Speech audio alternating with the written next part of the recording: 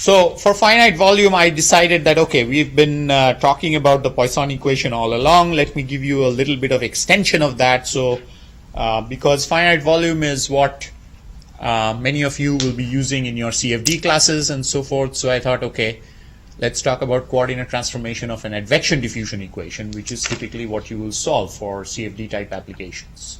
Okay.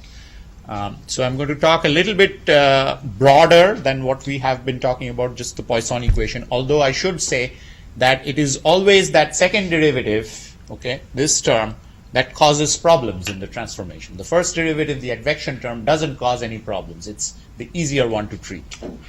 Okay, that's why people in the aerospace community love to solve the Euler equation, but hate to solve the Navier-Stokes equation, because the moment you introduce the viscous terms, you have second derivatives, and then all hell breaks loose. Okay, the Euler equation is so much easier that way. You don't have to worry about all those issues. Okay, so in any case, so I want to talk a little bit broader about the coordinate transformation for the Advection-Diffusion equation, and then we will go back to the Poisson equation for the example problem. Okay, so here is what your Advection-Diffusion equation looks like. You are familiar with this by now after we've talked about the finite volume. So this is your general expression for flux of phi. Okay, it has two components. This is advection. U is the velocity vector, which is carrying information with it, and then here's your standard diffusion. Okay. Again, we are using tensor notations. Notice the double summation. Okay, same thing here. So those repeated indices simply mean that there are actually more terms than it looks to be. Of course, there will be 3 terms in this case, because I will be summed over 1 to 3. So we had these two relationships from our first slide today, or second slide. Okay, in curvilinear coordinates. Okay, and then we also said that you could insert the beta in here to get that. So the first advection term, so we are doing it term by term. We are looking at this term. This is our advection term, written as that. Okay. All we are doing here is we are replacing the ddxi right here by beta ij over j times dd psi j. That's what I've done here, and then everything else here stays the same. Whatever is inside just stays inside. Actually, there is no geometric information here at all. That's the nice thing I was talking about. When you get to diffusion, there's a gradient there, okay, which is a geometric operation, and that causes all the problems. Here we don't have anything. This is just some quantity. Okay, it's a scalar quantity. Okay, now let's see what we've done here. So now I've inserted the beta in here, like we said we could, okay, to write it this way. And I've introduced a new notation, capital Uj, which is this quantity. Remember we talked about this, that when we have a tensor summation ui beta ij, it's actually summation over I, so that will leave us with only a j index. Okay, so that's this guy here. That velocity is known as the contravariant velocity. Okay, so this is your Uj written as that. It's basically a summation over, you can see here, these are your velocity vectors in Cartesian coordinates, u1, u2, u3. Okay, they have been summed together to give you this new velocity called the contravariant velocity.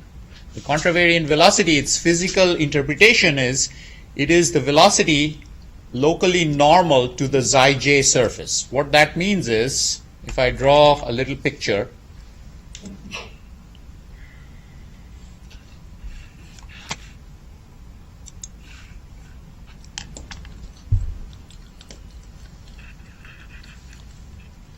I had a nice picture in the last class lecture slide. You can refer to that, but I'll try to draw it again here.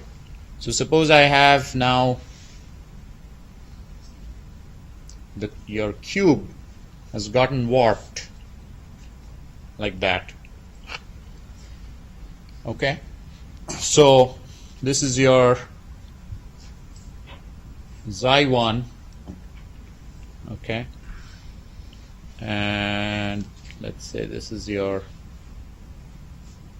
actually I'll make that xi1, xi2, and this one tangent to that is xi3. Okay, those are the three unit vectors.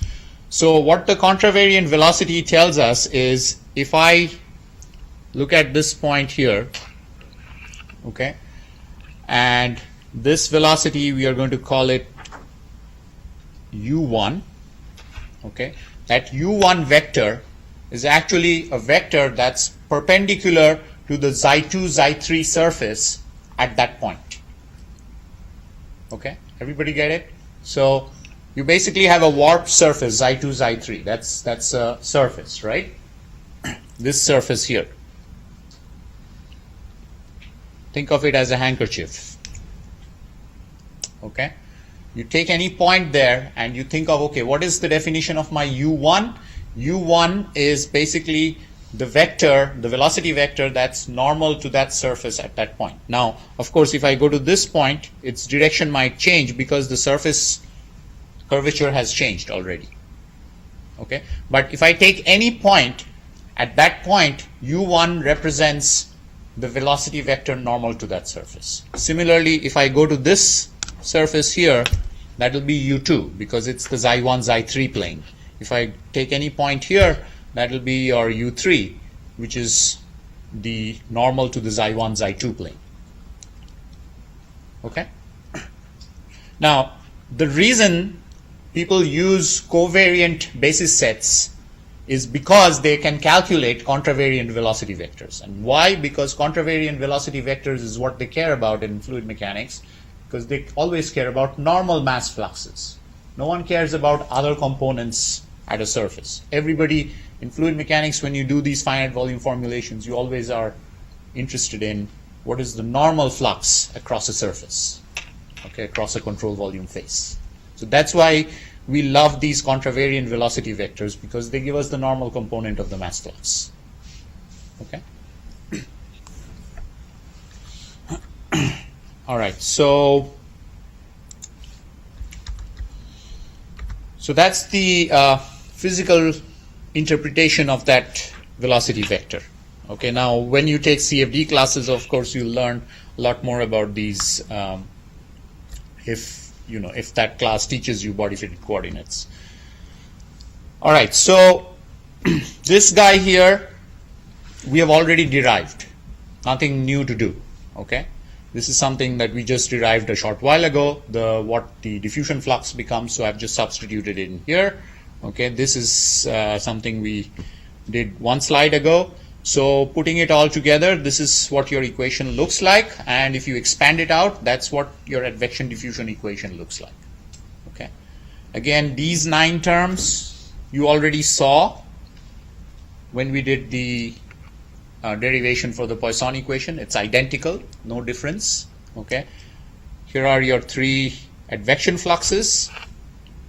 Time derivative remains as is. There is no spatial transformation there because you're basically doing t is equal to tau in the new coordinate system. So if you do x1, x2, x3, t going to xi1, xi2, xi3, tau, t and tau are the same. Okay, so time derivative stays unchanged. All right. Okay, so now in the finite volume method, the first step is to integrate the whole governing equation over a finite volume. That's what we do.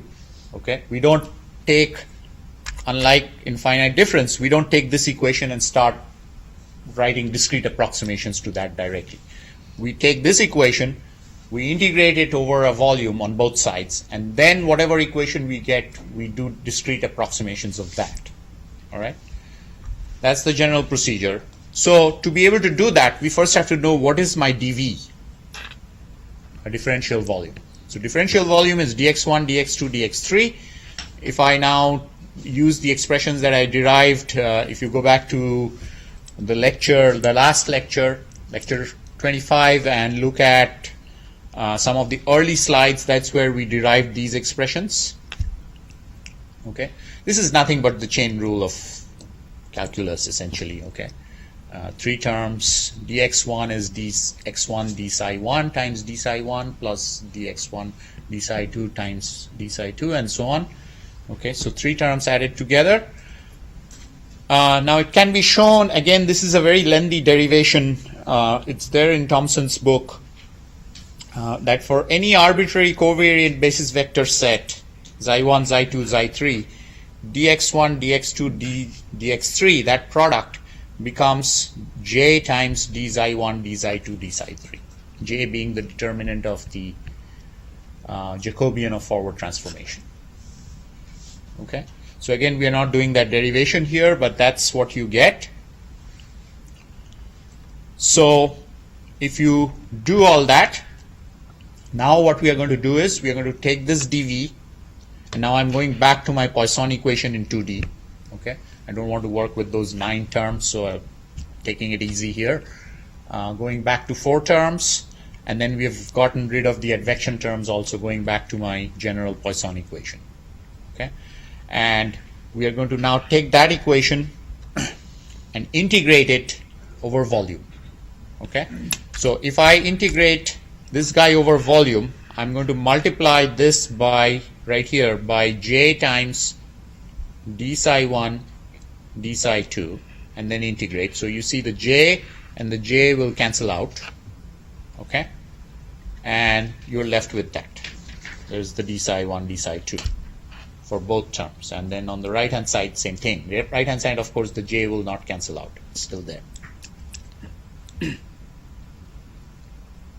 All right. You simplify. Again, this is the same procedure as we used in Cartesian coordinates. This is an exact differential, as you can see. So I can write this first integrated out with respect to xi1. So therefore, I'm going to get a east minus west and a north minus south, similar thing, except that in Cartesian coordinates, we had only one of these terms. Now we have 2 terms. Okay, both derivatives show up. All right, and I've marked them red and blue. Why? Because one of them really represents the normal derivative, the other represents tangential derivatives. Okay, so the normal derivatives in red are approximated straightforward central difference, just like we do for Cartesian coordinates. Okay, so again, going back to your mesh,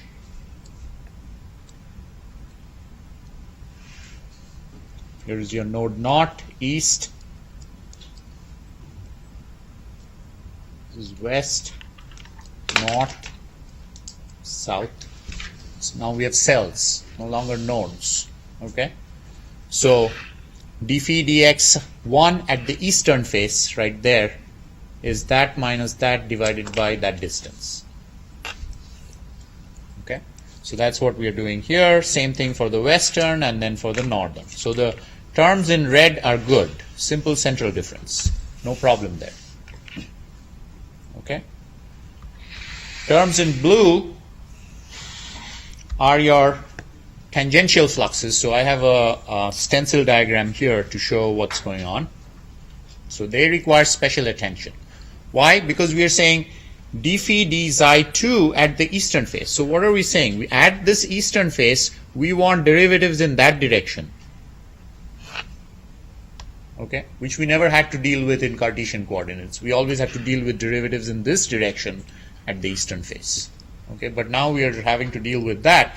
So the easiest way you can think of to approximate it, if I wanted to find a derivative at that eastern face in that direction, would be to take that node minus that node divided by that distance. Okay, so that's what this expression is showing you. So it is saying, okay, now I need a value here, okay, at that vertex. Now how do I do that? I take 1/4 of these 4 values.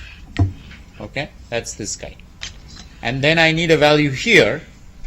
How do I do that? I do 1/4 of these 4 values. Okay, that's this guy. And then divide the whole thing by delta xi2. Now one might say, well, what about your order of approximation? The answer is, I don't know. Okay, because obviously this is not any longer a mesh that's uniformly spaced. So your order is going to be somewhere between first and second order. But we can say, put a number on it and say, this is the order of approximation. Okay? If it's pretty close to Cartesian mesh, you'll get very close to order 2. But if it's highly skewed, you will not get anywhere close to order 2. It will be more closer to 1. And also it depends on how quickly you stretch the mesh and so on. Okay. Another thing that that's worth mentioning here is I'm saying, okay, this is divided by 4. And one might say, well, why not use distance-weighted interpolation to get that value? And the answer is yes, sure. That is what people sometimes do for a better approximation. Okay. So you don't have to use division by 4, although that's also used sometimes. Okay. Either way is fine. Either way you do it, you're going to incur some truncation error, and that truncation error will fade away as you refine the mesh. Okay. So that is the most important thing, that consistency of a scheme. So remember, we talked about this very early on in this course, that the definition of consistency is that the truncation errors vanish to 0 as the mesh is refined. Okay. And whether you use a factor of 4 or a division by 4 here, or whether you use distance-weighted interpolation, that will always hold true. It's just a question of in which one the error disappears faster. Okay. Of course, distance-weighted interpolation would be more accurate. Okay. So that's how you approximate these kinds of derivatives, the cross derivatives, the tangential fluxes, so to speak. So very similar to unstructured mesh in a sense, if now that you know about that, okay, where we had normal and tangential components, same kind of things show up here, except that they don't call it normal and tangential components. It's just two different derivatives. Okay. And by the same token, you can derive the other guys, the other 4 terms in blue. Okay. So those are the expressions. You plug it all in. You'll get 9 terms. I haven't written down the final equation. You can do that as an exercise. Here is what your matrix structure is going to look like. I did not show it for the finite difference, but finite difference will also have the exact same structure. So you will have these bands that I'm showing in black. The A south, A north, A west, A east, and A north, they are the ones that you would typically have in Cartesian coordinates. Red ones show because of those tangential derivatives, the cross terms. Okay, so there are contributions of southeast, southwest, southeast, northwest, and northeast nodes into your stencil. All right. So going back to our example, any questions? Going back to our example, this is our equation for this particular case. We are starting with that. Okay, we've already derived that. After finite volume discretization, for our interior cells, okay, so now we have to distinguish between boundary cells and interior cells, of course, because we have Dirichlet boundary conditions, which make it a little bit tedious.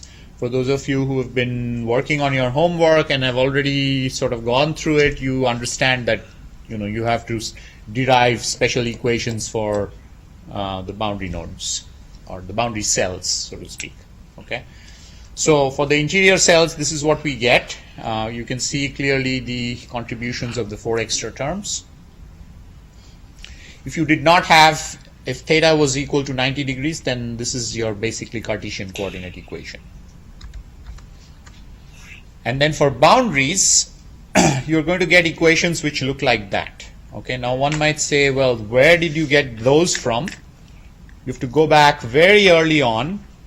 Let me just quit this and show you where we got those from. I think they were in perhaps lecture 19. Let me just see. No, this is still stability analysis.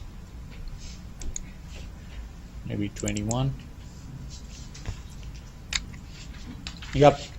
So this is where we have Dirichlet boundary conditions. Okay.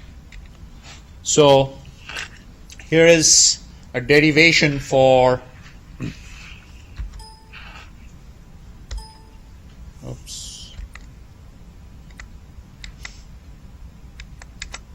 Dirichlet boundary condition. Okay, so we are looking at a cell like this. This is in Cartesian coordinates. All right, so you do a 2 Taylor series expansion and you end up getting a flux expression which looks like that. Okay, notice this 9, 1, 8 weightage, 8 for the boundary value. This is your boundary value which is known, the western face. Okay, so that exact same expression, now you're going to write d phi d psi 1 is equal to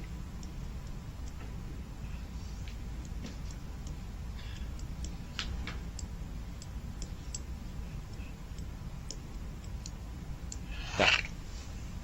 Okay, so nothing different there. So again, 2 Taylor series expansions in the psi 1 direction, and then 2 Taylor series expansions in the psi 2 direction. Okay, so that's where it comes from. And you can see here, if I rearrange the equation, you end up getting, this is still in Cartesian coordinates we are looking at, you end up getting these kinds of terms on the right hand side of the equation, okay, with your phi left times 8 over 3 delta x. Okay, and in our case that's the exact same kind of term you end up getting. Okay, you see here, this is for a bottom boundary. Oops, I meant to, this is bottom boundary right here, and then you get similar expressions for top boundary. So once you derive one of them, the others are very easy to derive. I mean, these coefficients here pretty much stay all same. Only thing you do is you replace northeast by southeast, northwest by southwest, and then bottom by top, pretty much. Okay, very straightforward. Here again, you basically switch xi 1 and xi 2. So whatever was xi 1 becomes xi 2, and whatever was xi 2 becomes xi 1, and so on. Right boundary, again, you just switch these guys. Okay, same thing. And then corners, you combine the two. Okay, so no difference there. One assumption I had to make here is, I said, okay, once I'm at that corner, okay, so here's my cell. For my tangential fluxes, I need that corner value. So the question is, what corner value should I use? So what I did here was, of course, there is a discontinuity there. So this is your phi left and this is your phi bottom. So I used phi left plus phi bottom divided by 2 at that corner. Okay, that's why you end up getting those kinds of terms. Right?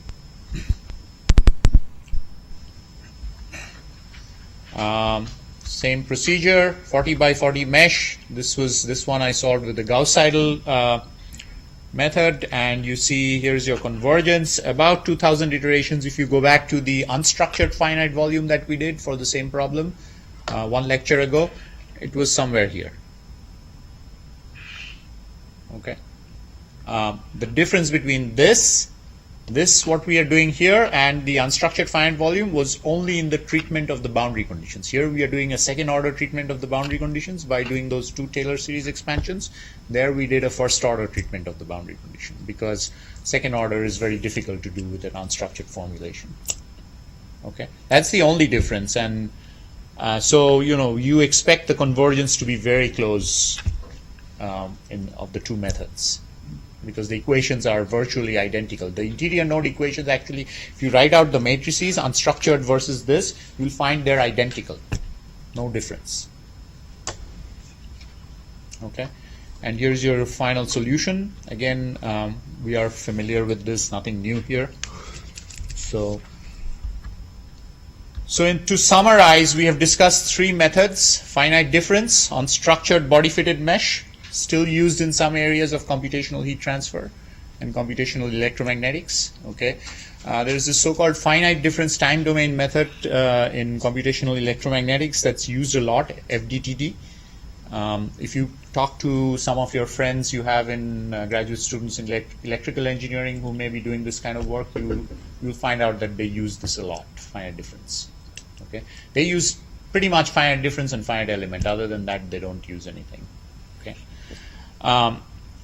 We did finite volume on structured body-fitted mesh, still extensively used for CFD aerospace, especially in aerospace applications, especially in legacy codes, because they were developed with structured mesh to begin with. Unstructured is a new technology, so they haven't adapted to that yet. And once you've written millions of lines of codes, it's hard for you to throw it away and start from the beginning. Okay, because those codes have a lot of functionality that people like. So they are still there and continue to be used. Again, as I said, one of the nice things is that for a lot of these high-speed aerospace applications, people don't worry about the boundary layer often, or for a particular application, it may not be necessary to capture the boundary layer at all. So you basically end up solving the Euler equation, which is way simpler than solving the Navier-Stokes equation once you get those second derivatives out of the picture. No cross terms, nothing. Okay. If you go back a couple of slides ago, maybe I didn't emphasize that enough, but let's go here. Here. Okay. So notice here in this equation, there is no cross term at all for the advection terms. These are just straight derivatives. Okay, xi1 u1, xi2 u2, xi3 u3. That's it. Okay, all the complication is right here. Once you throw them away, it's an easy equation to solve. In fact, it's very easy to solve in unstructured formulation also, because you don't get any of those tangential fluxes anymore. All right. So solving the Euler equation becomes a lot more easier. And sorry.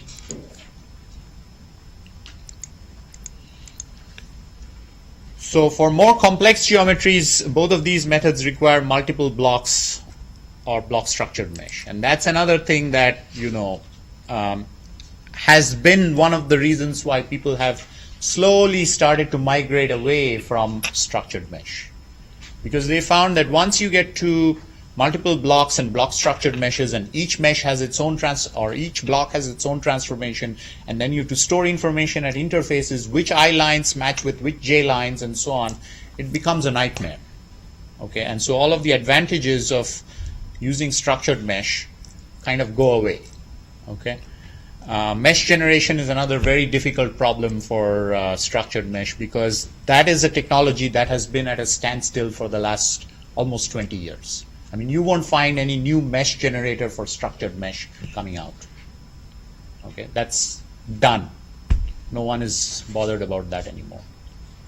So it's what it is. Whatever you have, that's just continuing to be used. Now, of course, people are doing bigger meshes and they're parallelizing some of these mesh generators and so forth. But beyond that, really nothing much is going on. Unstructured finite volume, of course, you can apply it to any geometry with any mesh topology. It requires pre-processing of the mesh, and that's a big hassle. Generation of connectivity information, as you saw. But overall, once you put in that initial effort to do all that, the payoff is very high, because you can pretty much do any geometry, any mesh topology. And of course, this is finite volume we are talking about, so conservation is automatically guaranteed. Okay, so all of the advantages that you have here, right there, you automatically get there, except that now you have very powerful mesh generators available at your disposal. Okay, so with that, I'll stop today. So next class will